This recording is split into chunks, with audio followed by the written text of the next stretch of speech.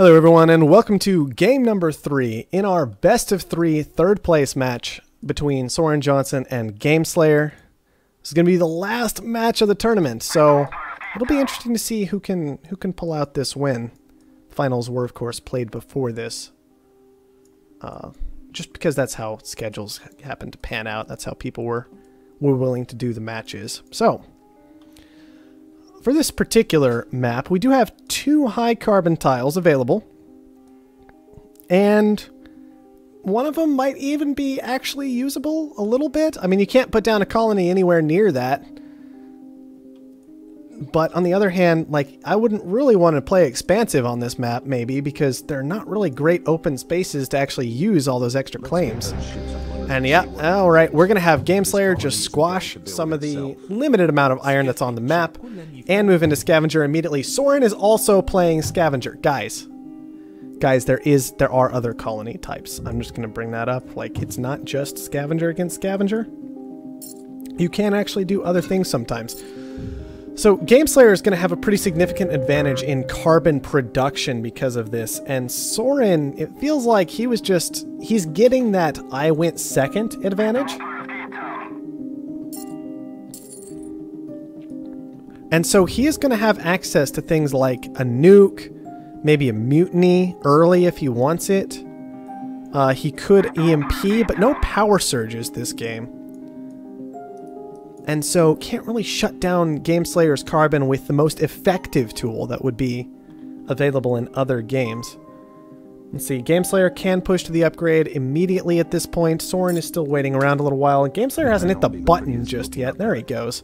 And another big thing to note is that Gameslayer took aluminum very far away from his headquarters. He was forced into that.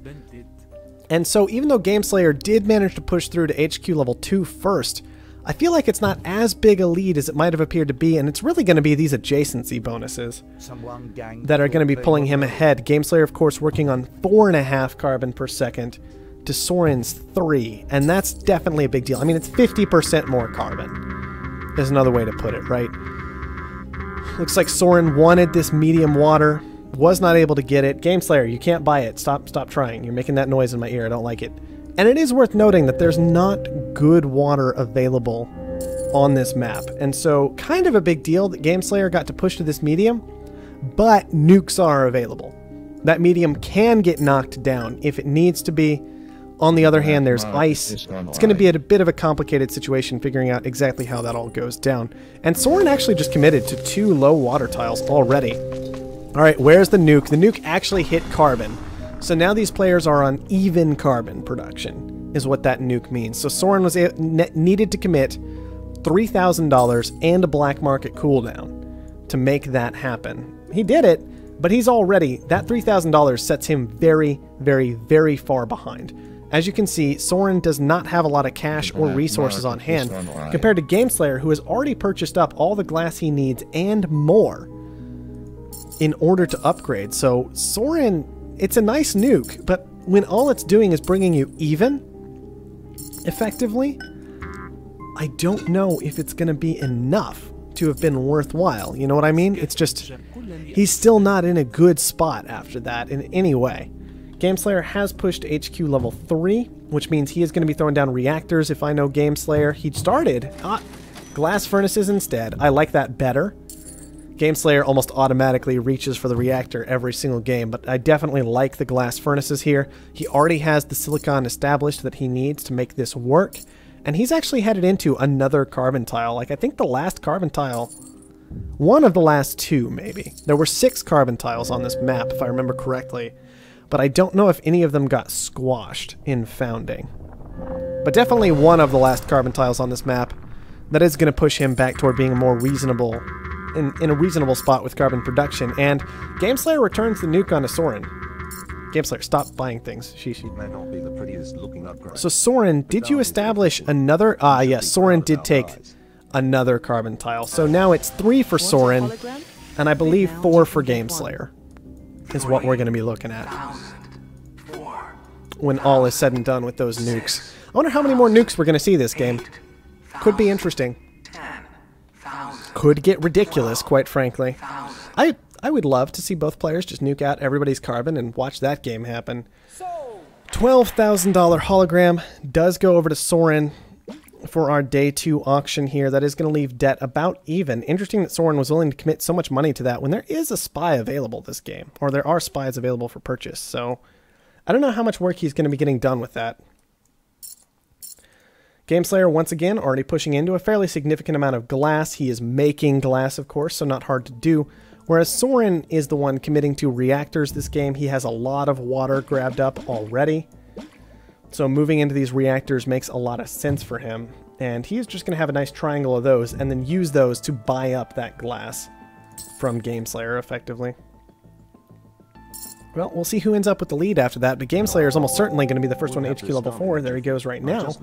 Now Gameslayer can even just commit into farms or reactors himself. I wouldn't be too surprised to see some food production coming down out of him, with maybe a little bit more devoted into water along with it. Oh, it's actually going to be reactors from Gameslayer.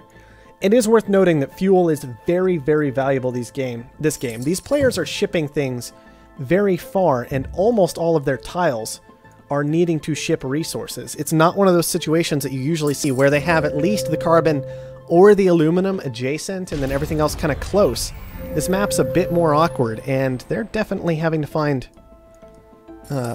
interesting scenarios and interesting routes to play it out appropriately. I do like the EMP onto Soren's reactors. That is going to hurt him, but he has already managed to get up all that glass that he needs to upgrade. It's really just the carbon holding him back at this point. And at only 3 a second, it may still be a little while before Soren manages to push to that upgrade with this frozen reactors. I would love, in some ways, to have seen an EMP returned on to Gameslayer at some point, but Soren just doesn't feel like he's got the cash. Even though there is a great hit available right here onto these glass furnaces and electrolysis reactors that Soren should know is available, because Goon Squads just haven't been touched yet this game. Gameslayer, it really does feel like he's in a very, very strong position at this point. An extra 33% carbon production. He's got the reactors down to match his opponent. He's got the glass furnaces ahead of his opponent. And he's just chugging on up toward HQ level 5. It shouldn't be too much further away from him at this point, where Soren, he still hasn't even established his HQ level 4 buildings yet. Dynamite auction is interesting. 6,000. We're going to have to see what those players decide to do with that. Oxygen up at 507 is perfectly respectable for Offworlds this game. Food at 395, I believe is what that was. And let's just skip on down to chems at 455. That is worth paying attention to. And electronics at 347. Interesting. Soren once again going to take the auction. 14,000 on over to him. Have either of these players built power yet? I don't think so. And they've both got reactors down too. It's just classic for them, right? Classic moves from Gameslayer and Soren here for how they like to play. Gameslayer has identified, you know, I have a lot of debt. Maybe putting down solar panels wouldn't be the worst idea, so he's going to get that done. He already had silicon coming in to kind of keep that price low this whole time, despite the glass furnaces being active. So that's a good move on his part, I think, making sure he gets that power established. He is also moving into farms. Interesting positioning on those, kind of spreading them out from an EMP, which is nice. And that is all his claims gone, I imagine. Oh, wow. Soren actually ran right into a Goon Squad with that, and that's not good for Soren in a lot of ways. It does take that Goon Squad down and kind of force Gameslayer to reestablish one somewhere if he wants an Offworld, which I'm certain he will. I'm almost certain he'll throw an Offworld down right there on that particular tile, but it'll be interesting to see how far behind that puts Soren, considering he does not have access to that very, very valuable electrolysis production right now. The solar panels are nice for Soren, making some money, but Gameslayer committing to 3 of them instead of 2 because he's just got those spare claims. Oh man, more nukes. And that one was on water. There is a lot of ice around though, so Gameslayer might be able to actually take that hit and stay okay. But he is definitely running very low on water at this point. But I think the real story right now is Gameslayer's on HQ level 5 with 136,000 debt. Soren is on HQ level 4 with $185,000 debt. And Soren is only barely paying off debt right now. Because that food price is so high, it's really cutting into his power profits. Whereas Gameslayer is still successfully paying things down. He's making, you know, a change of, well, it's hard to see exactly, but about 1,000 a second. Once all is said and done. Where's the rest of his power? Ah, on his aluminum. That would do it. Plenty of excess power available for Gameslayer. That is going to knock that power price down very effectively while paying off Gameslayer's debt and make it very difficult for Soren to automatically pay down debt. We do see farms coming out for Soren, which is good, but hopefully it's not going to be too little too late. Teleportation is huge! Oh, teleportation on this map, guys? Look at how... Like, that fuel price, these guys are consuming so much fuel. All the time. All the time they're consuming a lot of fuel. And so teleportation could make a pretty big difference here in how this game plays out. Mutiny on carbon over here. It's just so much black market flying around, it's hard to keep up with. How high are you going to push it, Soren? Because you got to worry about that D debt level. And I'm worried with 28,000 for teleportation. That did solidly plant him back in that D rating. No black market available to him for this. Like, because of this, he's like paying down debt. Already, it looked like a little bit maybe, in order to try and push back to that C rating. But it's just not going to happen. 2 dead tiles for Soren. Pirates intercepting carbon. And he's headed into solar panels. I don't know how I feel about that. Gameslayer already has so many of those down. He will be able to pay off some debt with those, which is important. He definitely has to pay off debt. Maybe it's the right call, but he's still, like, this whole time, he isn't HQ level 4 yet. And at some point, Gameslayer is going to be able to make that transition before too long, I would think. It only cost him about 24,000 more dollars. That's his food very easily could push him to. He's going to be able to move into that Offworld. And with these adrenaline boosts ready to go with that, that's probably going to be just the final nail in Soren's coffin this game. Dynamite does land on one of Gameslayer's faraway solar panels. That is going to be a bit pricey to repair and knock out a fair amount of his power for an extended period of time. So that's a nice move in some ways. But Gameslayer just retaliates with an EMP of his own. He is making a transition into ice condensers to make sure he's got plenty of water, and he's already got that tile prepped for an Offworld. It's ready to go. He can taste it. He wants that Offworld constructed. He wants to adrenaline boost this water as well, make sure he's pulling in plenty of money from that. And he's not too far away from pulling that off. This freeze is going to slow him down. Committing to the EMP earlier also definitely slowed him down in this process, which is important. It's important that he's getting slowed down, but still, his opponent's not even HQ level 5 yet. He has no reason to be worried about any of this. Whoa, a hacker array. A hacker array instead of an Offworld. He did not want to be patient and wait for that Offworld to construct, instead moving into this hacker array. I don't know if I like that. Actually, I don't think I like that at all. I would have rather seen him just make that transition. He's already got 600 carbon saved up. The electronics and glass aren't too expensive, and yeah, he can probably use this hacker array to decent effect, but spies are available this game. So if Soren can get one of those purchased and kind of ride whatever Gameslayer is doing, it may not be enough to kill Soren off. Oh, here we go. Who wants the carbon tile? Who's willing to pay? Just for a tiny little low bit of carbon, who wants it? It's really interesting because neither player has a lot of carbon coming in still. So how much are you willing to pay for this? Now, I do think Gameslayer is probably going to end up with it because once again, Soren is effectively paying cash, whereas Gameslayer still has a nice debt cushion going on. So he is going to pick it up for 18,000. We'll probably see a quarry for that before too long, and we'll just have to see how it all ends up playing out. Hacker array sitting around doing nothing is not good. Alright, there we go. It's finally working, and it is going to be an iron shortage. We're going into an iron shortage with this hacker array. Alright. Sure, why not? Your opponent doesn't have any iron. You do. Go for it. It could work. Could work alright. Soren doesn't have a lot of debt, or doesn't have a high stock price, has a lot of debt going on, so maybe GameSlayer doesn't need the Offworld to finish this game? Still an interesting decision nonetheless to go ahead and bypass it, try and make this weird iron shortage work. And then he's going to have to find something else, probably long-term, to do with this hacker array. Although maybe he'll just sit there and short iron for like 3 minutes and then try to kill Soren off all at once. It'll be interesting to see how that all plays out. I would have loved to see him just drop the Offworld if he was looking to win. But it is 3rd and 4th place match. Maybe GameSlayer just wanted to mess around a little bit this time. He is still running a bit low on water though, so these farms are slowly becoming less and less viable by the second. Oh man, Soren. With these reactors and these farms down. Not enough water coming in, even with 3 water tiles to really cover all those. And that's not looking pretty for him.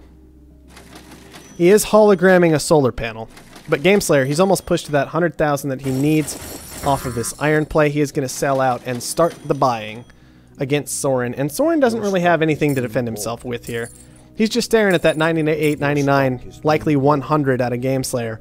And maybe GameSlayer will just finish it off of this hacker array play.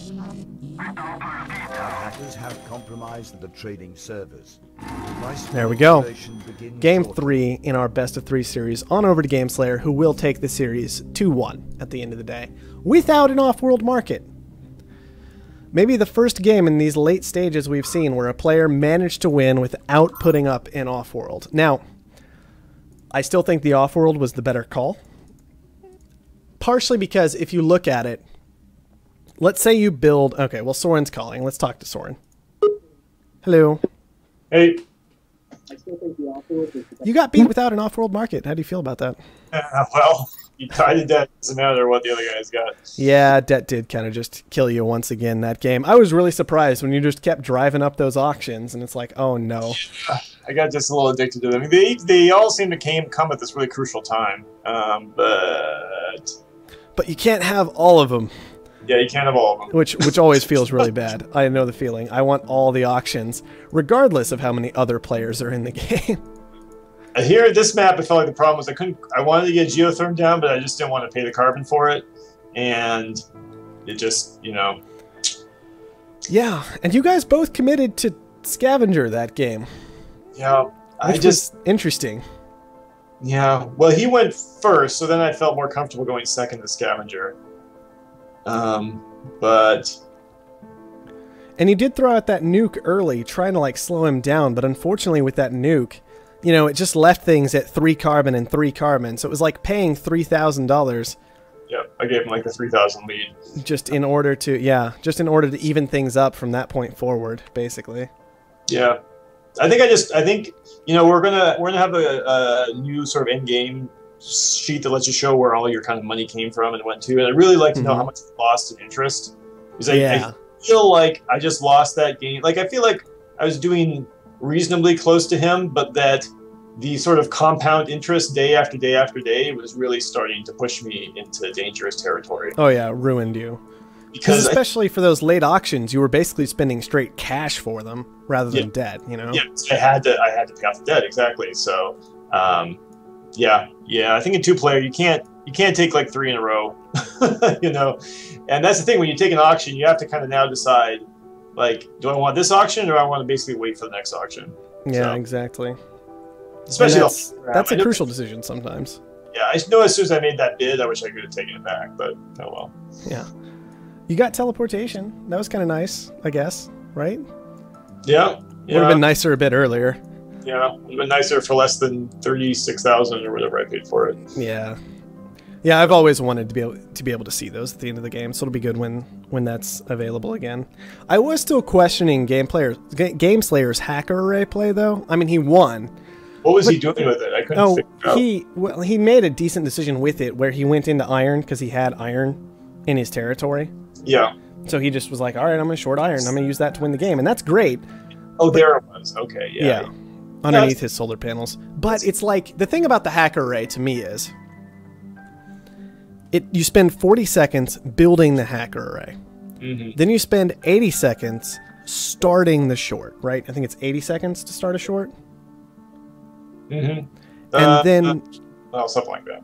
And then you wait for the short to actually start, which takes longer after your espionage finishes. And then you have to wait for the short to finish to make all the money out of it. So it's like, all right, you built a hacker array, and it took you, what, like 3 minutes to get a benefit out of it? Yeah. Whereas you build an off-world market, and it takes 2. Yeah. From the moment you plant it. So basically, in that extra minute you took, I feel like it almost comes down to, could you have saved up the resources for an off-world market during that minute's worth of time? Right. Yeah. I mean, it depends on the situation, and just since we're both Scavenger, it's kind of hard to... it's hard to imagine getting an exact huge benefit on it. We had really very similar setups. Mm-hmm. So, yeah, I don't know. I was hoping to get an advantage on water, but it was just, being on ice, it's hard. I think my big mistake I did was not goon squatting even though it would have been really hard.